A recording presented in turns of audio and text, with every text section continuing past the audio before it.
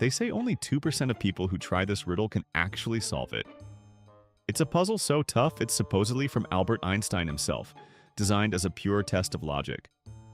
While its connection to Einstein is probably just a legend, the challenge is very, very real. Today, we're diving into the famous 5 houses, their owners, and all their secrets. Think of it like being a detective with a single complex case file. We're going to see if you and I have what it takes to join the 2% club. So, are you ready to earn your spot? All right, let's set the scene. Picture 5 houses sitting in a row. Simple enough, right? Well, here's where it gets tricky. In each house lives a person of a different nationality. Each of these 5 owners drinks a specific type of beverage, smokes a different brand of cigarettes, and keeps a particular pet. And the most important rule, no 2 owners share any of these things. It's like a Sudoku puzzle. Each box must have a unique entry. Our mission, should we choose to accept it, is to answer 2 questions. Who drinks the water, and who is the proud owner of the zebra? To figure all that out, we have exactly 15 clues. I'm going to lay them all out for you now. There are 5 houses. The Englishman lives in the red house. The Spaniard owns the dog. Coffee is drunk in the greenhouse. The Ukrainian drinks tea. The greenhouse is immediately to the right of the ivory house. The old gold smoker owns snails. Cools are smoked in the yellow house. Milk is drunk in the middle house. The Norwegian lives in the first house. The man who smokes Chesterfields lives next to the man with the fox. Cools are smoked in the house next to where the horse is kept. The Lucky Strike smoker drinks orange juice. The Japanese man smokes parliaments. And finally, the Norwegian lives next to the blue house. Okay, those are all the pieces of our puzzle.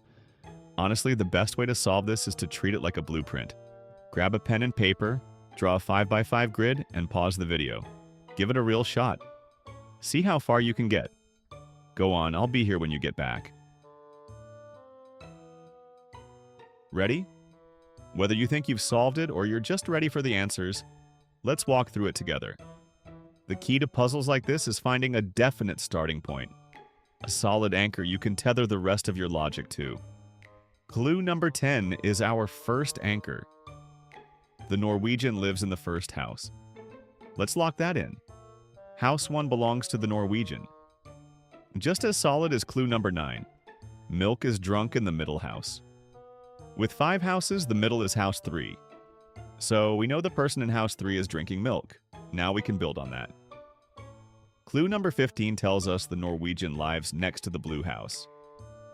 Since our Norwegian is firmly in house 1, that means house 2 must be blue. Let's think about the house colors. Clue number 6 is a big one. The greenhouse is immediately to the right of the ivory house. This gives us an ivory green block. Think of it like 2 Lego bricks stuck together.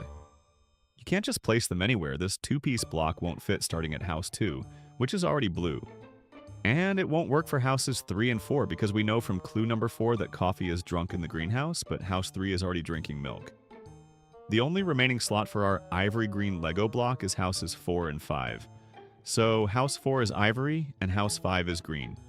And since house 5 is green, clue number 4 tells us its owner drinks coffee.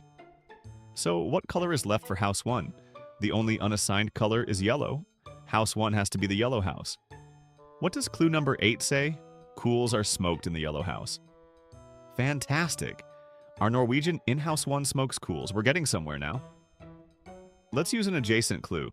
According to clue number 12, cools are smoked next to where the horse is kept.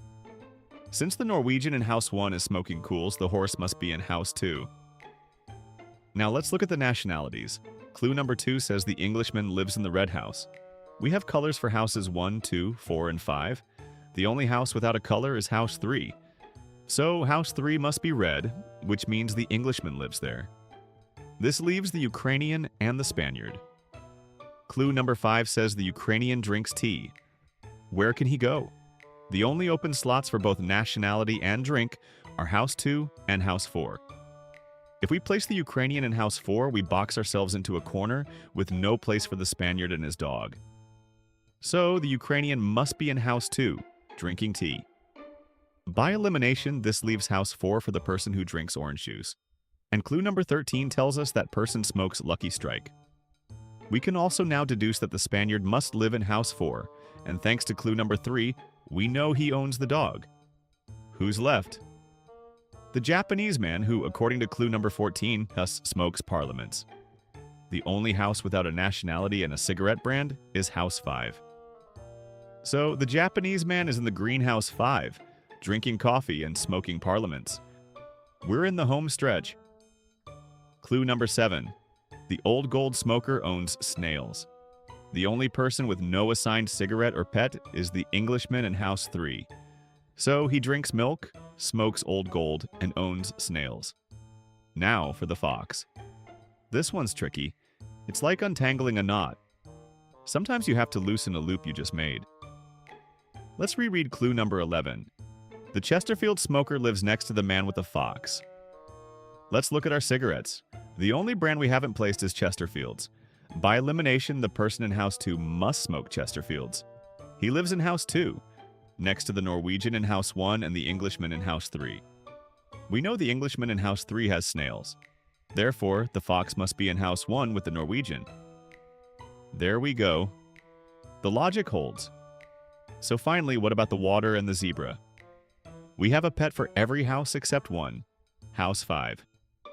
The only pet left is the zebra, and for drinks, every house has a beverage except house 1. The only drink left is water. And there you have it. The entire grid is filled. The puzzle is complete. Now we can confidently answer our 2 questions. Who drinks water? It's the Norwegian in the first house. And who owns the zebra? It's the Japanese man in the 5th house. So how did you do? Did you solve it on your own? Did you follow along and see the logic click into place? Let me know down in the comments if you are now an official member of the 2% Club. It's a seriously tough puzzle, but breaking it down shows that solving it isn't about some flash of genius. It's about patience and methodically following the logical threads one by one. If you enjoyed that mental workout, be sure to hit that like button and subscribe for more challenges. Congratulations on taking on Einstein's riddle.